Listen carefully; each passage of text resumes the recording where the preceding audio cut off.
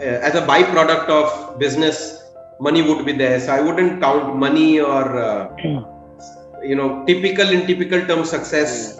But I would say that I'm quite inclined towards helping and mentoring people, as and when I feel that they are up to being mentored or developed. Right? They have that hunger in them. Whenever I've seen that, I have not stayed behind. I have tried to develop, nurture, and help them. No rain. Folks, hello and welcome to the Naren Agarwal show. Today's episode is one that's going to be interesting for anybody who's interested in entrepreneurship, healthcare, and serving people. Because today I'm speaking to the co-founder and CEO of Sabse Sasta Dukaan. Sabse Sasta Dukaan is a very unique business. It's one of the most fastest growing online pharmacies in India, dealing in medicine and other healthcare products. Launched just in 2018 and have gained thousands of customers by delivering at to the customers' homes authentic medicine. What's really amazing is just within 2 years, they've covered over 1,000 towns across Eastern India. They also have launched another wing of their business called Flye. And I'm excited to learn more about all this with my friend, Mr. Anish Agarwal. Anish, brother, welcome to the show. Yes, Naren, thank you so much to allow me to come to your show. And it's always a pleasure to be talking to such an energetic and awesome gentleman such as you, Naren. Thank you so much, Anish, brother. Brother, to start off with, I have a question for you. How how does one come up with the idea to build one of India's fastest growing pharmacy chains, that too digitally? What brought forward this idea of getting into this business? Yeah, so to be honest with you, being my first entrepreneurial venture, I believe there was a little market research, frankly speaking, but more of luck and fate, which brought me into this. Pivoting from my previous experiences of my last startup and having served in this market in different capacities, we came to know that there might be some space for us to serve people in this market, as the incumbent large players weren't doing so. So yes, more of a chance, I would say.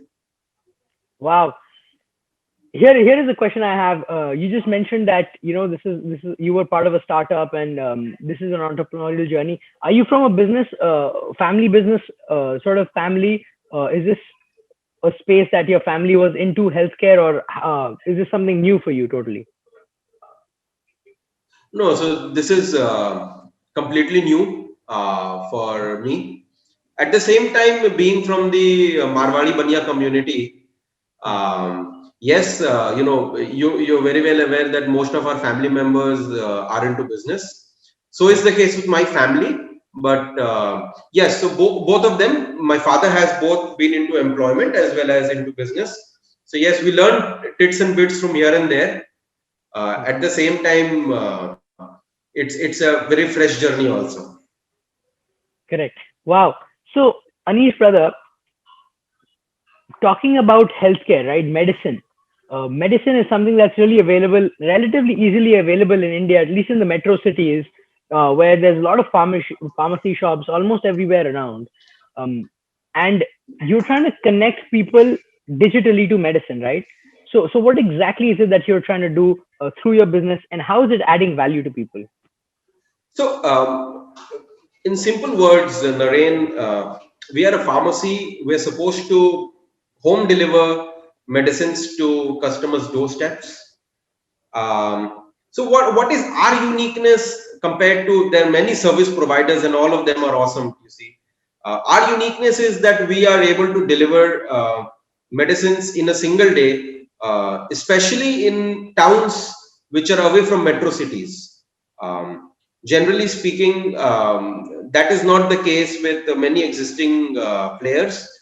We have developed a supply chain in such a way that we are able to do so while giving them a lot of discounts and price benefits, by keeping our entire business very cost efficient, and we pass on those benefits to the customers. So it's both on the price end as well as the delivery end, especially for what we call Bharat, the semi-urban and rural India. Wow, that's awesome. So you focused on outside the metro cities because most businesses are trying to, most startups, especially digital, are going and focusing on metro cities. It's a very unique approach that you're going outside the metro cities. Is that a challenge also? Because being a digital business and going outside metro cities where people might not be as digitally savvy, what's your experience with that? So my personal belief is whether you're in the metro or outside the metro, in whatever country you are in, it's always a challenge either way, right? So we don't look at it as a challenge. We look at it Wow. as an opportunity where Wow. nobody else is looking. You should be looking. It's pretty, I believe, easy to do business in some sense, in competition wise at least. Um, yes, we have to learn about that market. Contrary to the conventional startup ideology going around nowadays, where everything is 100% digital savvy, etc., it's important to note here that most of the consumers in our market, our demography, is not digital savvy. So you see, although the entire supply chain is completely digitized, the internal operations and the supply chain is completely digitized, at the customer end to use our service, it's both non-digital as well as digital. We are educating the customer to come to digital by just for example, we are the only online pharmacy in India which has a mobile app in Bengali as well as in Odia language, and we're trying to find a midway between the digitalness and the non-digitalness of a customer in that particular area, and we have been Wow. reasonably successful at that. Yes. That is amazing. They say exactly that the next way to move into the non-urban cities in India on the digital platform is to vernacularize your service. And it's amazing that you have a Bengali and a Odia app, language app, where people can order medicine. I mean, this is beautiful because traditionally everybody is just focused on English. How did you come about taking this decision? Actually, was it a big, So being in that yeah, market, you can. Yeah. it was important for us that you move ahead digitally. And if you move ahead digitally, English is a very big challenge. So that is where Hindi, Bengali, Odia came into play. It was just an idea that clicked. Yes, let's go about it. It would make complete sense. We connected with the product and the tech team, and they said yes, this could be done. So yes, most of the site has been converted. There are some aspects which can't be, so it can't be done. However, at the same time, it's not the end. You see, we are coming up with further technologies which include image processing, which includes voice-based ordering, etc., which would further help our customers to seamlessly order and transact with us. Um, that's the play. You have to learn about the consumer and adapt accordingly. That's it. Yeah. Wow. So, Anish, brother, talking about 2018 to now, you've served over, I was seeing about 500,000 customers. Yeah. So that's a lot of customers very quickly, I think. And even now in Calcutta, people know your name, and there's a buzz around Sabse Sasta Dukaan. And how is all this possible just within 2 years? Because 2 years does not seem that big of that long of a time, actually. So what is the secret to such fast and sudden growth? What's the growth story like? Yeah, just at the outset, we have delivered 500,000 orders, not 500,000 customers.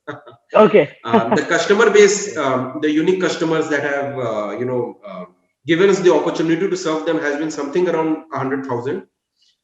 Some miles to go before we reach the 500,000 mark. Yeah. Okay. At the same time, we have been relatively doing decent growth. For example, just the last quarter was challenging, and so quarter to quarter, we did a 77% jump. We have been doing this continuously for the past 6, 7, 8 quarters since we have started Wow. off. Wow. Let me put it this way.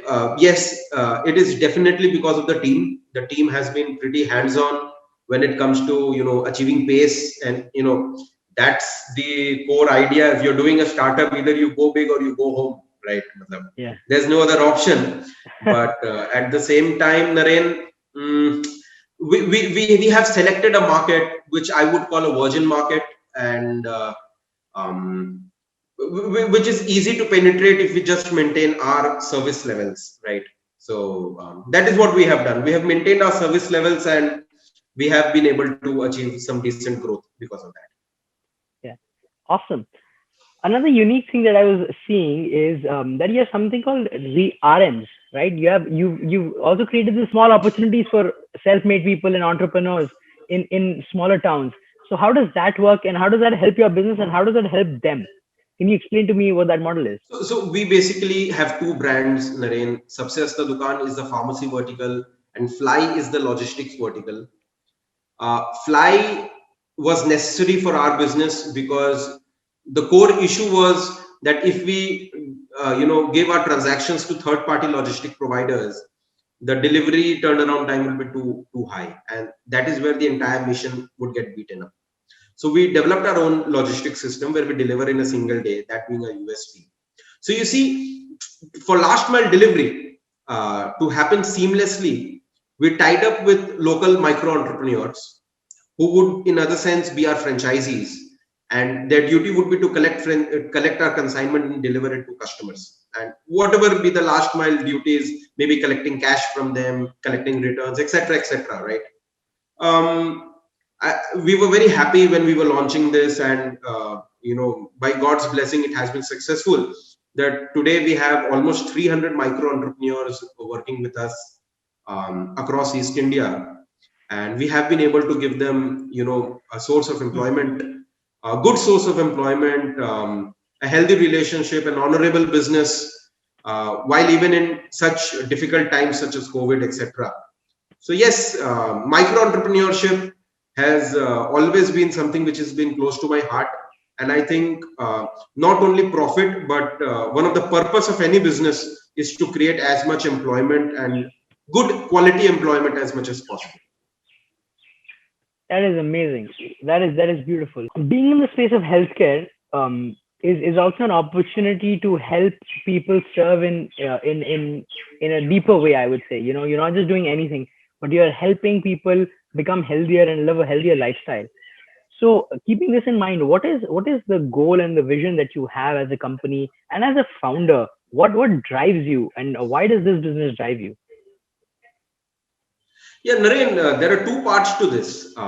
One being the mission part. The mission is very clear right now, uh, to help people living in Bharat, get medicines at pretty affordable prices, get to them quickly, and give them all the value-added services around it. So as our company would grow, we would also introduce, many other services similar to the pharmacy vertical, and it is very close to my heart to make healthcare pretty accessible and affordable for all these markets. You see, it's very simple. Due to unit economics, due to different economical reasons, many large companies don't move into these markets. But I believe through some very carefully designed strategies, I think we can move into these markets, make services feasible for the people there, as well as make it viable and profitable for our company. So that's one of our goals.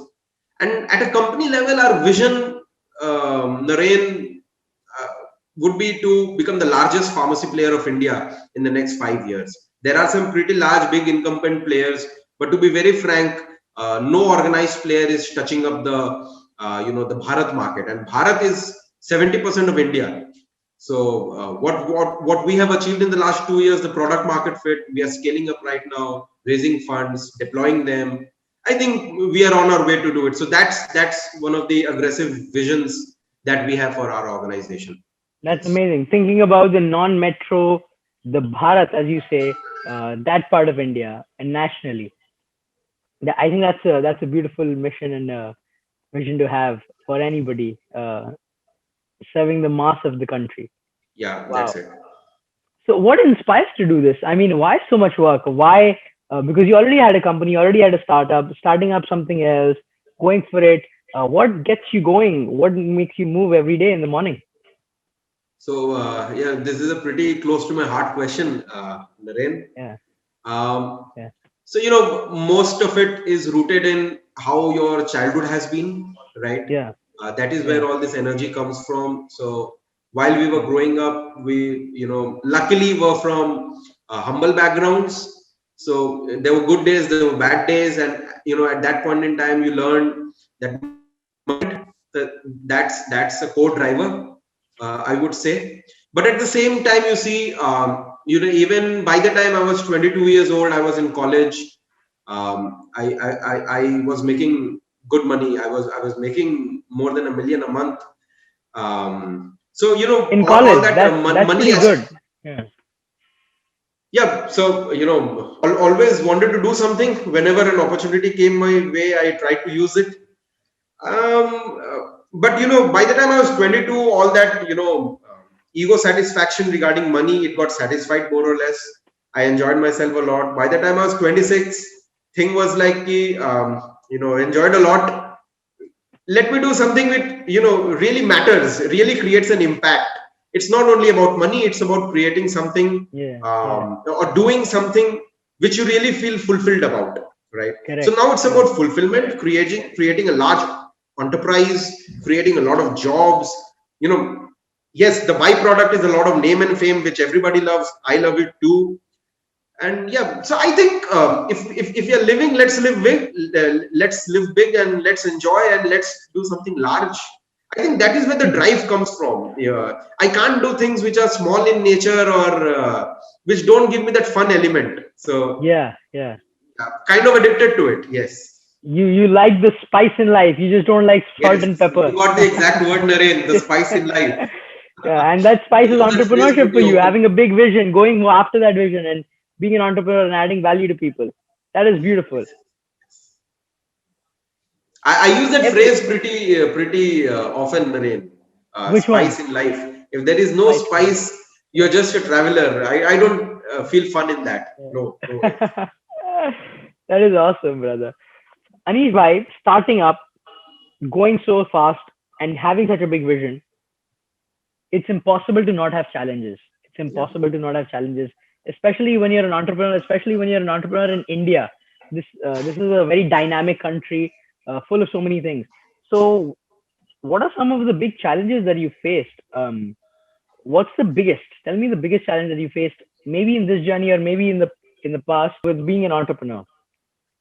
So there have been many, naturally, as you rightly told, Naren. Everybody faces them. So nothing unique about me. But you see, if at number one I keep a challenge, for myself, is that exposure and knowledge has been the most critical factor, or in other terms, lack of exposure and lack of knowledge has been the biggest challenge. And the moment I thought of resolving them, I thought of failing fast, acting fast, failing fast, gaining knowledge, etc. I think most of the other challenges are just a function of whether or not you know how to solve them. Hmm, hmm, hmm. So the early exposure in life is pretty important, right? Apart from that, I think the other challenge has been that your background matters a lot. If you come from an entrepreneurial background, your family comes from an entrepreneurial background, it helps. The contacts helps, the capital helps, the idea generation helps. The mistakes you do is a bit less. But then again, the contrarian view on this is, if that would be the case, you wouldn't be the first one to go through the journey, and because that's a very deep learning. So there are both sides of the coin. I think every challenge comes with its own set of opportunities. So Correct. pretty balanced view, I think. That's amazing.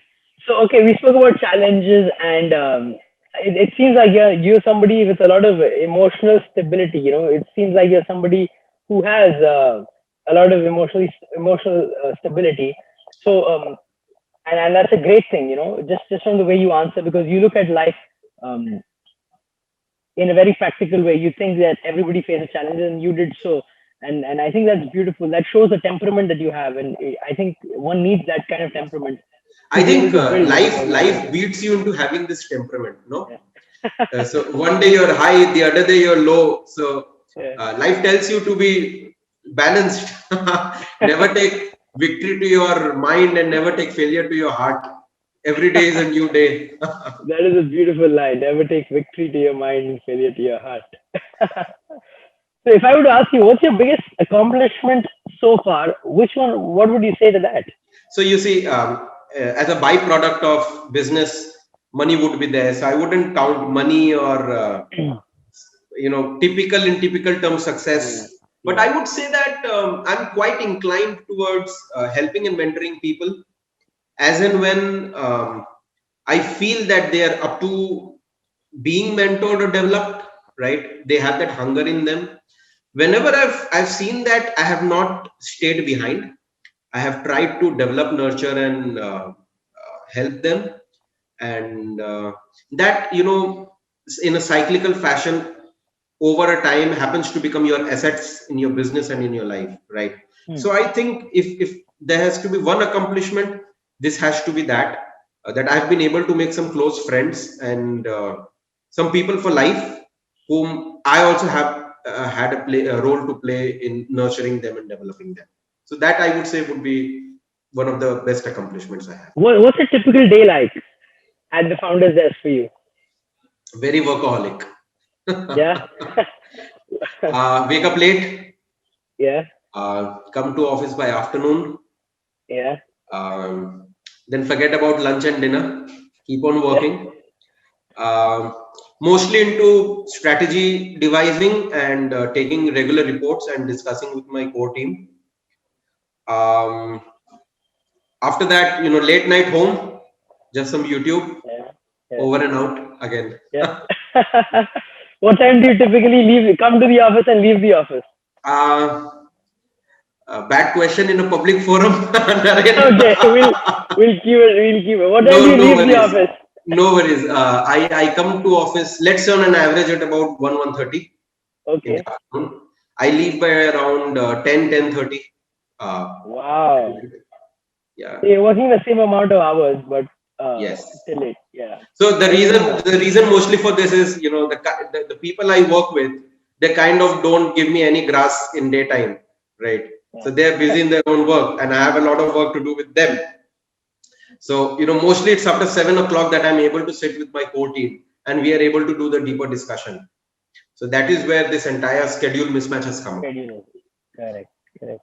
Being the co-founder and the CEO, you're a leader. You're a leader. And people might look up to you, etc. as well. So what's a leading philosophy that you have? What are some things that you use as a philosophy in your leadership and guiding and mentoring people, as you'd mentioned also?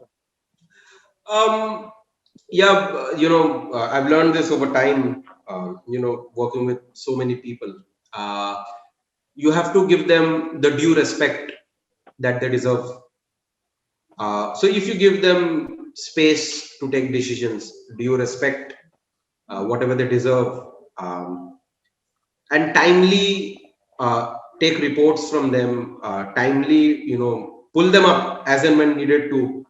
So I think it's more about timely interventions, and as we say in our Purans somewhere, Sam Dam Dand Bhed is the philosophy of Yeah. management. So I think leadership is 80% about management with Sam Dam Dand Bhed. You have to lead via various methodologies at various moments, manage via various methodologies. And leading is about, there are some moments when they are waiting for you to take some actions, looking up to you. And, it is at that moment where you subconsciously train them that these are the values that we follow. We won't be cowed down or bowed down by competition, or we won't be by our circumstances, or when the cash is low. This is how to keep your head held high, and this is how we should be fighting for this moment. And this is where the ethics come into play. This is where how you should be deciding people's salary and growth, etc. So these are some leadership moments apart from management, you see, where you are not telling them what to do. It is just by that whatever you are doing. In the next few episodes, you will see that naturally that is a culture that we are setting about, not only in the senior team but in the entire organization as well. And I believe in leadership, Naren, you're not only leading the core team, you're not only leading your own organization, but the way a person behaves, a leader behaves. he happens to inspire everybody and anybody around him, whether it be the friend circle, whether it be the relative circle, whoever is kind of following that person on a LinkedIn here and there. So I think that is pretty contagious in nature. Mm, mm. And we have also been influenced by leadership of other people, and that is Nice. what, you know, it should be disseminated. Wonderful. Anish brother, who are some people that you get inspired from, that you look up to? So there have been different people at different stages in my life. Early on, I have looked up to definitely my parents, the way they have, never lost hope in the face of adversity.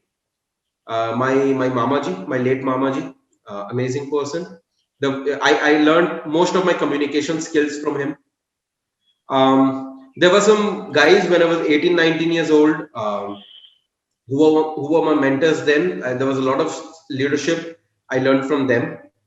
Then when I stepped in the world of business entrepreneurship, uh, it has mostly been, some people that I have followed in books and interviews, not directly in the local ecosystem, but people such as Steve Jobs or Dhirubhai Ambani, or all these big honchos, Amazons, etc. When you read their books and when you learn, one very important book for me, so why I'm going to tell about books, because that is how I have been inspired by leaders. Ben Horowitz, Hard Thing About Hard Things. So that is where a lot of leadership play comes into learning. So that is it. Anish brother, you talked about communication. You just mentioned communication, and that's a lot of what I also am passionate about, communication. So, what kind of a role does communication play in your organization, and um, what communication style or whatever you want to say about communication do you use in your typical approach as a entrepreneur? Naren, communication style, to peg it to one style would be difficult, basically. But at the same time, you see, I think, and you're a communication expert, so I am nobody in the subject Really, matter to tell you about this. But my understanding and my view of communication is that communication has a very broad horizon, you see, right? And over the years, a person happens to learn in what kind of situation, with what kind of stakeholder, what kind of communication tone should come about. And communication is not only what we are verbally speaking and non-verbal and written and etc. etc. I think a very, very, very important part of the entire organization flow is communication, right? Every now and then we are seeing that communication is broken down, or the communication loop is not complete. Somebody has asked something, but the feedback is not there. People don't know. So, or sometimes this Chinese whisper is happening. So I think communication is what, 60-70% of any business or non-business, whatever it be, in any relationship. I think so. I wouldn't say communication is everything. There is definitely the strategy and the substance that has to be there, but it's just important. The packaging is important. How you deliver, the value delivery is important. And I think that many successful strategists, and people who have the brain power but don't have the communication power, they fail very miserably.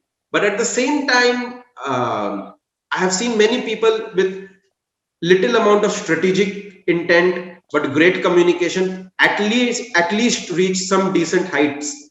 And this gives them, it has been my strategy to in so communication initially takes you till a certain level, and you get that leeway during that tenure to develop your strategy, right? You can't make an exact product and get down to the market. You drop a very minuscule product, you start selling it, which again is communication to your employees, to your core team, to your customers, to your investors. And by the time your communication has played the role and it has completely used its entire power, you get a decent amount of time to develop your own product and your concept. So communication, I think, is the uh, leading strategy which a person should have. That is amazing. That is amazing. So, Anish, bro, walk me through this. I am a customer for you, Yeah. and I use your app or the website, and I order some things.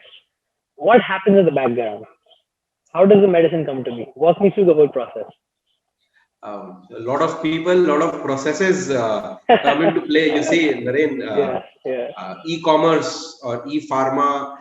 Yeah, so it's an interesting an interesting story here. When I entered this space, I thought, what needs to be done? Nothing. Yeah, we need to yeah, process medicine, we need to pack it, and we need to give it. Right. yeah. I think I was very foolish to think that way in the very beginning. uh, There's so many things. There's so many things behind the scenes. You see, from the moment an order is placed, and that's a very complex process for the tech team to build. Right, it has to fall in the right place in your entire order management system, and that order management system, it has to be checked whether the prescription is correct or not. Otherwise, the doctor comes into play. Again, there is a reverse communication with the customer, and once everything is sorted, okay, this is a valid order.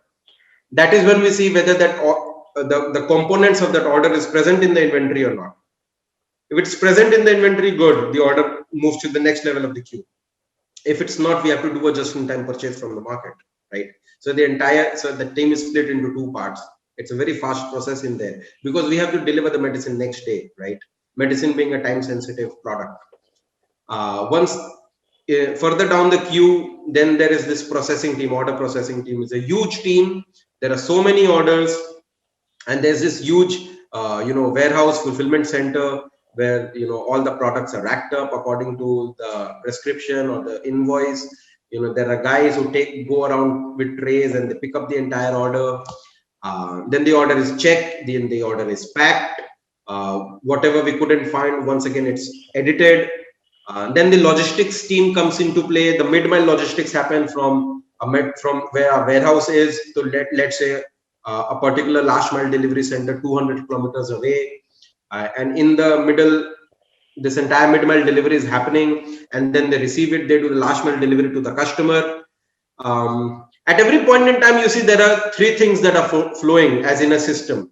There are stocks which are flowing, materials, there is cash which is flowing, but the toughest of them is information which is flowing, right? So there are so many use case scenarios, in which things can change. So there are about 10,000 use case scenarios at so many touch points, which again the customer support team has to be aware of, and accordingly has to inform customer if at any point, if at any touch point in the entire supply chain anything is changing according to the basic expectation of the customer, we need to inform the customer, and accordingly also we need to again act back. So it's a complex process with lots of ifs and buts. So I think the process is not that tough, but the ifs and buts and the case scenarios is where it becomes so complex, and this is where the process designing becomes so important. And this is where you see all those black belts and green belts in project development, and all these processes, all these Correct. people. Yeah, managing the flow of information. That's one of the challenges. That's again communication in some way, right? The flow of Yes, information is the communication. What the but customer but wants, at a what else warehouse needs. level, at a supply chain level, Naren, we are lucky that there is an option to digitize the entire process. Yeah, yeah, yeah, But at a exactly. person to person level, we can't digitize. The question you're asking to Correct. me and the answer I'm giving to you can't happen with Yeah. an. Probably it can happen someday with an AI, but this is where it Correct. yet has not been replaced by machines. Yeah. That's awesome. Wow. Thanks for taking us into the back end of how it all works. Yeah, oftentimes I think we forget um, how easy life has become now because of people like you put in so much work and created all these processes. We can just sit at our home or place an order online and just see it the next day. And whenever my team starts complaining about, let's say, some food delivery app or some cab app, uh, the service is not up to the mark, I remind them, this is what one of our customers would be saying about us right now, because there are thousands of nuts and bolts So behind the true. scenes. You have to empathize with them. Their service providers, it's damn tough. It's Yeah, damn tough. exactly. Yeah, I think as we move into the era of hyper personalization, everything is becoming super personalized, right? First, you could just go into the store and buy, and it's for everybody. But now, you can get it to your doorstep. You know, you can order, you can call somebody to come to your home and cut your hair. It's everything is hyper personalized, right? Coca-Cola is printing bottles with people's names on them. You know, your book or your phone having an individual identity made for you. Your clothes. So I think as we move into hyper personalization, the service provision also becomes tougher because there's so many more nuts and bolts, like you said. I And the mean, customer this is again hyper expectation, personalization. Naren, has um, gone up. It has been enhanced by several notches in the past 1 decade, especially after the e-commerce boom in India and the e-services boom in India, and all those amazing products which product companies bring about. And in one way, it's nice. Life becomes more convenient for consumers, and business becomes more competitive. There is so many spaces of differentiation. um, yes, I think amazing world we're living in, and all of this personalization. In fact, personal medicines is developing pretty fast. The medicines have been developed specific to you, right? Still the industry is growing. Very soon it will become mainstream, maybe in the next 5 to 10 Wow, so years. that's very interesting. So does that mean a doctor will say that you, Anish, you, Naren, will have to take 20 milligrams of this, and he will say 25 milligrams for me, and then the medicine will be made accordingly? Is that what you mean? Yes. To some Wow. degrees, yes. And yeah, not only in medicines, as you said, right? Everything is getting so damn personalized. I think that's the way forward, and that is where you see technology will come into play so much, so much. Yeah. Because yeah, like you said, digitalization will keep the information safe because humans we forget. Impossible. And in today's era of video-based learning, I believe there is little scope for children to flex their muscles of the brain. So to be able to remember things. True. That's so true. What an interesting conversation. Anish, brother, last question that I have for you is, what do you think is going to be the biggest revolutionization coming in the pharma e-commerce space in India? What's the biggest wave that's coming? I think, Naren, one, I would put it this way, that the biggest wave has already come and gone. One, Mm. because 3 4 years 5 years back, when all these e-pharma companies started revolutionizing the space via internet, right? That is one of the largest revolutions that came in the pharma space. But you see, e-pharma revolution, the next stage of revolution. So around the big news right now is a lot of consolidation is happening in the space. You see, Reliance just purchased NetMeds, and Pharmacy and MedLife are merging, and Tata's in talks with 1mg. I think what we are doing, moving into the Bharat market, is something big. But in other, keeping this aside, the next big thing would be how e-pharma will be able to integrate generic medicines and help generic medicines and low priced medicines come into the mainstream consumer usage. Because in the next 5 years to 15 years, along with the government push, a lot of generic play needs to come to reduce the consumer expense basket. I think that is very important. How which online player does what. Omni channel has to be seen. It cannot be purely internet. It has to be both online as well as offline, because still you see 70, 80, 90% of the market would be ruled by the offline players. So these are some big things yet to be decided in the pharma market. Hmm. Hmm. Wow. Anish, brother, thank you so much. That was an awesome conversation. We got into the inside of how you do your business at the same time, um, your story and your take on leadership, entrepreneurship. What a great time. Anish, brother, thank you so much. Do you have any final things to say? No, thank you, Naren. I think, as they say, beauty lies in the eyes of the beholder. I think with any podcast or any show, I think the beauty lies in the way the questions are being asked and with the intention and perspective. So, thank you for allowing me to share my views and to be on your show, and for asking such amazing questions with some amazing perspectives, Naren. It's always a pleasure with you. Thank you, Anish, brother. Good interacting with you. Have a Thank great you, one. Naren. Thank you.